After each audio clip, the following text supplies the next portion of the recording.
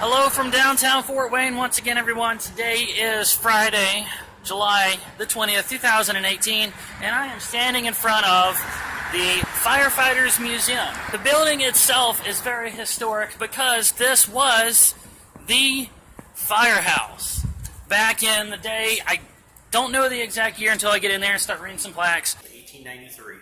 But I know it was as far back as having horse-drawn, wagon wheel, steam-powered fire hose pumps. The alarms would come in through, I don't know, telegraph wire or something like that, and these doors right here would slide up, and out would come a horse-drawn, pulling this giant steam-powered fire pump out to whatever part of the city needed them, and that all happened right here.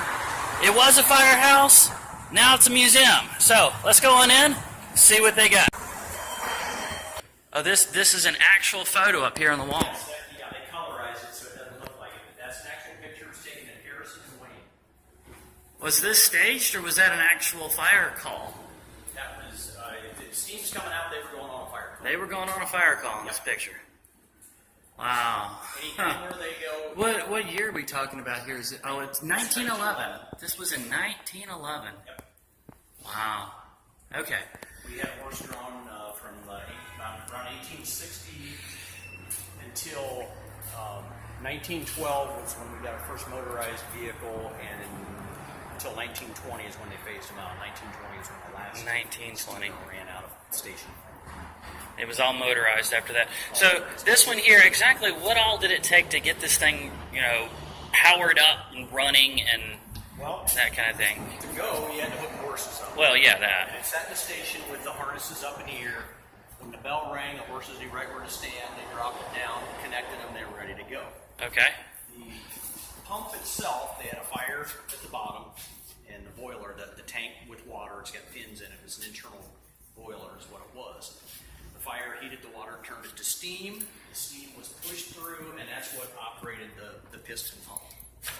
Okay, so that water was not used to fight fire. That was used just to make steam to run the pump. Okay, and so this was the boiler that ran the pump, but the water Came in from hydrant. came in through a hydrant. Okay. And was pumped out through the smaller one. Wow, that is fascinating. Oh my goodness.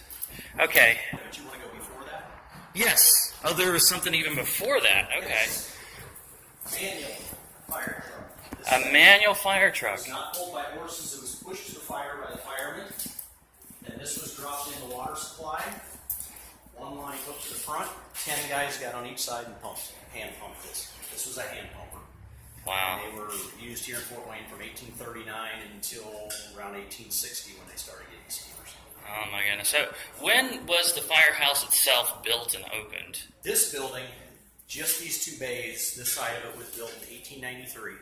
The other side was added on in 1907. At that time, we were running horse-operated equipment, so you can see this side had four horses. You can see one of the stalls here. The other side had 8 more, so there were 12 here at one time. There would be at least one fireman every day that had to stay awake overnight. Watch room.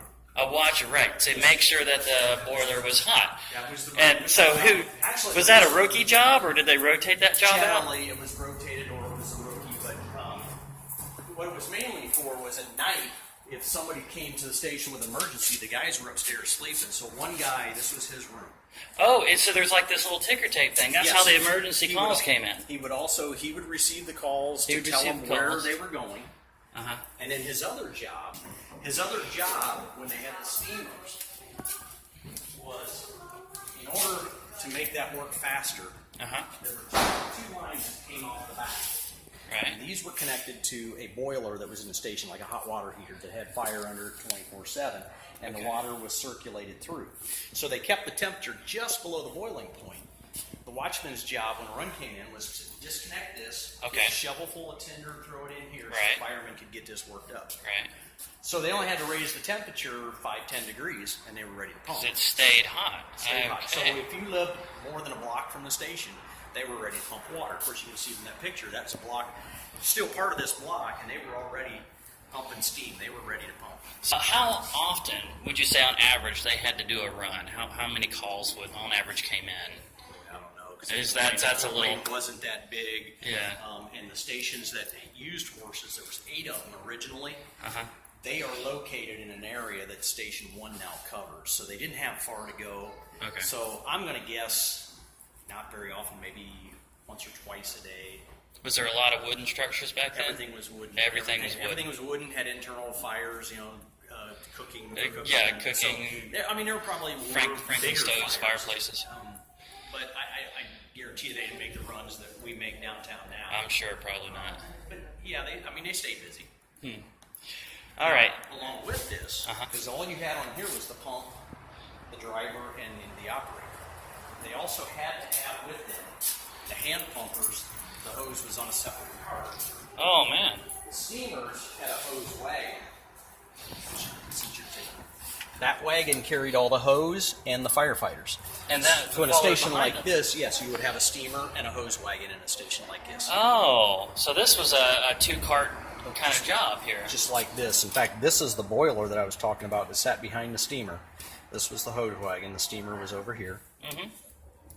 Hose wagon and steamer. Mm-hmm. And these were the guys that used them. Yep, that was the guys from Station 8 Oh, my goodness. in 1901. Huh. Fascinating. So when they went to motorized, not only did they get rid of the horses, but they also got rid of the hose wagons because now they could carry it on the back of the rigs. So a 2-bay station now had 1 rig Okay. instead of 2. Similar to what we do now. Okay, now this guy right here, The exact same pump as what's on the steamer. it's the same pump and the Piston pump. Yep. right. And what is this big sphere thing that's It's here? called a pressure dome. Okay. And that's a good way to identify a piston pump compared to a rotary pump. When pistons operate, they stop for a fraction of a second when they change direction. Okay. So if you were just using the pistons, you'd have that spurting in your line. That dome was half full of water, half full of pressure, and it made up for when the piston stopped. So you had that. Oh. This okay. was a 2-piston pump, pressure dome, and that's a 4-piston pump with the pressure dome. And if you look at the hand pumper back there too, that was a 2-piston. It also had a pressure dome. Okay. Now modern pumps are rotary, so they don't need the pressure domes. That's why you don't see those Right. anymore. And so, and this was, oh man, what kind of black engine are we talking about It's here? just a 6-cylinder dual ignition. Oh, 6-cylinder. It looks like 12. I'm seeing cylinder 12 had 2 spark plugs. Each cylinder had 2. It was dual ignition. Oh. What is the advantage of the dual ignition? Yeah, one side didn't work. One ran off the magneto, the other ran off a coil. If one didn't work, the other one picked it up. Okay, just a little more reliable. Yeah. Okay. And it's kind of how they made things back then. They made everything more reliable back then, right? Yeah, it had to work. It was a few years ago. Yeah. Okay, so, and then we go on to the bigger ones. This is a little bigger. And these are unique to us because they're home built. Home built. Home built. What that means is, in 1938, the department needed new fire trucks, so they got a bid for one. It was like $17,000. The city thought that was outrageous, so they went to International Harvester, which was in town, purchased a chassis. In the back of Old Station 1 was the mechanic shop, and the mechanics built the rest of the truck. Oh, this is Old Station 1 right here in this picture. Oh, I gotta get a close up of that. So in 38, they built the truck, and it ended up costing $8,000, half the cost. And that's that truck right there. Okay, so home built, and it was half the cost. Half the cost. So they thought that's great. Yeah. In 39, they built another one. Okay. In 1940, they built 2 of these rescue units. In Oh, oxygen. It's like a... 41, they built 5 more engines, and in 42, they built 3 more. So these 3 are part of that 12 truck fleet that was built right here in the mechanic shop behind Station 1. So if you were to pour oil in these things and some gasoline, would they crank up? No. No, they would not. This one we That take one out would. because we did a full body off restoration on this from 98 to 2000. It took us 3 years. What we did, we looked, it's set up to receive a casket. Any retired Fort Wayne fireman who dies can have this take their body to the cemetery. Oh, no, And we that's go out honorable. half a dozen times a year. In fact, the plaques inside, those are the names of the guys. Oh, these are the names. Well, I'm not that going we to have get taken close away. to that. So it's just something we offer for the guys. Awesome. All right. Now, one last thing, if you have any information on it, I saw this last time, this back room here, the communications room. Do you have any information about that? I can tell you all about that. Oh, awesome. Up until 1990, that's when they started taking them out. But prior to that, if you had an emergency, there was no 911. You went to the street corner and pulled a firebox like this. Most street corners had these boxes. What you did was went up, pulled it, and waited. And what that did was it started the inside of this working. And since that lever's not hooked up, I gotta open it up and do it. And this starts turning. Okay? If you see the wheel there with the teeth on it, you'll see that silver rod move. Every time it moves, it's sending a signal. So it moves 1, 1, 2, 3, 1, 2. That was the code for that 1, box. 3, 2. Every box has a different number. So what would happen? Oh, that's awesome. When that moved, then this bell in the station would ring. 1, 3, 2. Okay, and everything's out of whack. We also had a joker system in the station that sat on the desk, just like you saw in the watch room. Just like in the watcher room. That would punch a hole every time the bell rang. So on that tape, you'd see 1 hole, 3 holes, 2 holes. Okay. The firemen would then go to their box of all the boxes in the city and find box 132, which is that one. That's a lot more boxes than I thought was in this little city. This is the whole city. Wow. And so this box sat at Webster and Washington, and then it showed who went on the first, second, and third alarm. For that box, every box had a different protocol. And if you look, when we got dispatchers, then boarding like this was put in dispatch. And you can see each one of these banks has a group of boxes. And you saw how many of them there were. There were 15 of these boards in dispatch center. If a box came in, say it was box 713, those lights would light up, this bell would ring 713. Dispatchers would go to this box, put in 713, send it out to the stations, and then it did what it did even before this. It just added a step. These 15 slate boards eventually were reduced down to that big gray unit over there. Okay, and this. Which did the same This was thing. still with the dispatchers. Yes. We had one just like this in our dispatch center. When they tore the old Station 1 down, they threw it away. GE in town had a system identical to the city's boxes, just as many of them too. This was their setup. When they took theirs out of service, they had to get rid of this. Well, according to their newsletter there, this is the last one of its kind, and the Smithsonian Institute wanted it, but they gave it to us. Nice. Last one of its kind. And now everything's computerized. Well, of course. And what is this here? This is what's called a repeater system. It's nothing more than an amplifier. As the city got bigger, they had to put this downtown. When you pulled the box, the signal went to this and then went out to the stations. It just like a relay. Okay, I got it. Like a transformer or whatever. Yeah, you just and then this red box right here? The red box was Station 1 downtown is the only station right now that still has a watch room because they're the only station that has a bedroom upstairs. In the watch room, this was the watchman's control panel, basically. He could open all the garage doors. He could turn on every light in the station. Oh. And he also, this was the intercom. Every room and every hallway in the station had an intercom. And he could either go to the individual, the office, apparatus room, or he could hit general, which is all of them. Somebody has a phone call, he could hit everything and say, Captain, you have a phone call. So this was the intercom. And they could call back. They could hit a button on the intercom system and it would light up. Say somebody in the office wanted to talk to him or somebody in the shower. He could hit that and talk to them. Straight direct you down. That will be it. Thank you. What was your name? Denny Gear. Denny Gear. Thank you so much, Denny, and for this wonderful museum and for all your help and taking me around and showing me everything. Awesome. Thank you. Well, that was just the first 4 rooms downstairs. So I'm going to go ahead and take you guys on upstairs to show you the couple of rooms up there. Denny's not coming with us up there. I've wasted enough of his time down here. Really appreciate it. So, starting with this cabinet over here, we have something really interesting. These were fire extinguishers back in the 1900s. They were called either the Red Comet or fire grenades. And they were placed around sources of fire like your cooking stove or your fireplace. And the idea was if a fire broke out, you just threw the glass sphere at the base of the fire would break open and the liquid would extinguish the fire. And then there was some like this that if the cork was exposed to enough heat, it would pop out and spew water onto the fire. They were outlawed in 1968, and it wasn't because of the invention. It was because the chemical used to treat the water inside these spheres was called carbine tetrachloride, whatever.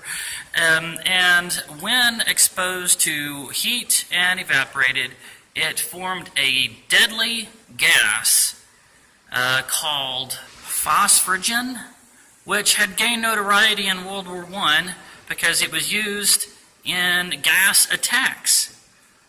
So this war weapon, this gas attack, was actually inside everyone's home, inside their fire extinguishers, just waiting for a fire to break out.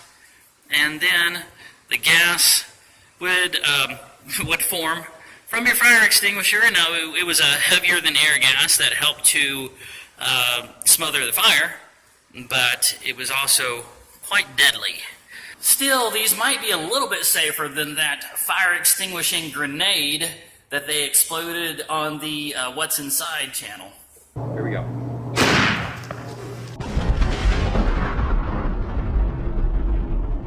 Moving on, they have this display of a lot of historic fires that happened around Fort Wayne.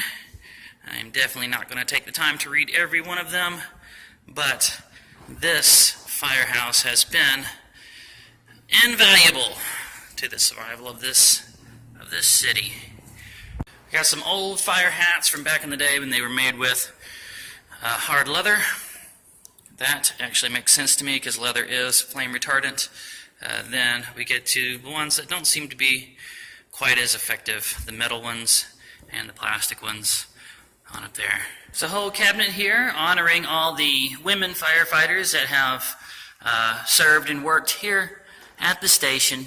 You got a few of them there, and then there's some more pictures of them in action in their uniforms with the fire engines and everything. So kudos to them for bucking the social norms and becoming firefighters.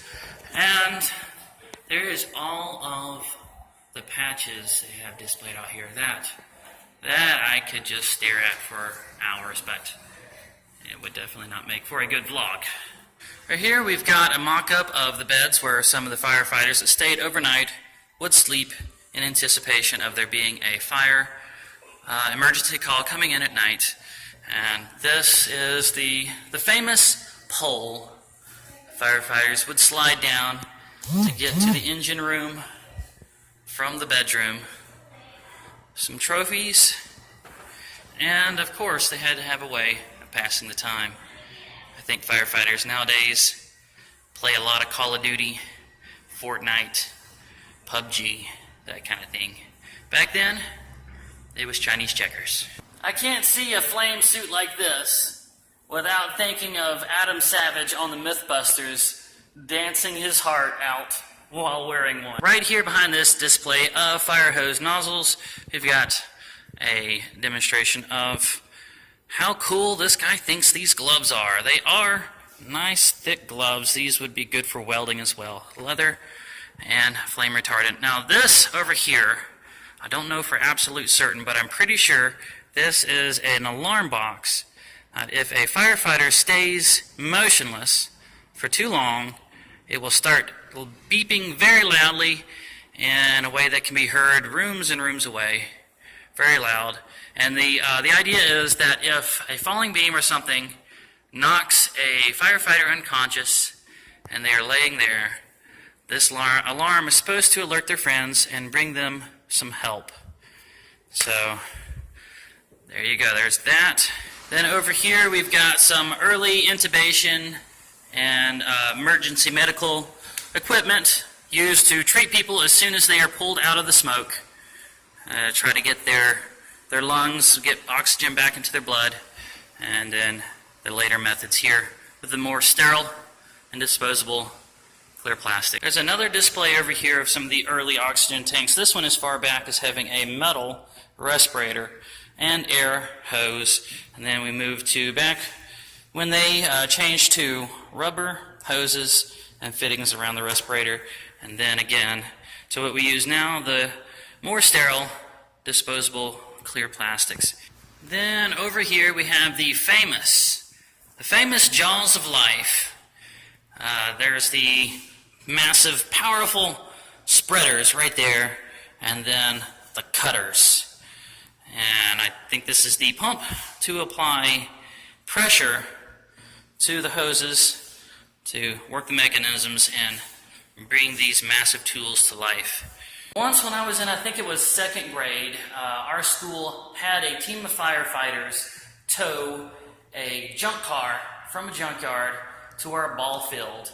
And in front of us, they used these tools to disassemble a lot of it. They popped the windows out, cut the entire top off, and really just did a number on this car in front of us within a few minutes. And trust me when I say, these tools are impressive to see in use. I don't know if firefighters really do that kind of demonstrations for elementary school kids now. I kind of hope they still do, though. And that is going to be it for the Firefighters Museum out here in Fort Wayne. I hope you guys enjoyed it. Please don't forget to smash that like button, leave comments, leave questions, leave suggestions, share this vlog around with all your friends on all the other social media platforms. I love you guys very much, and I will see you again in the next one.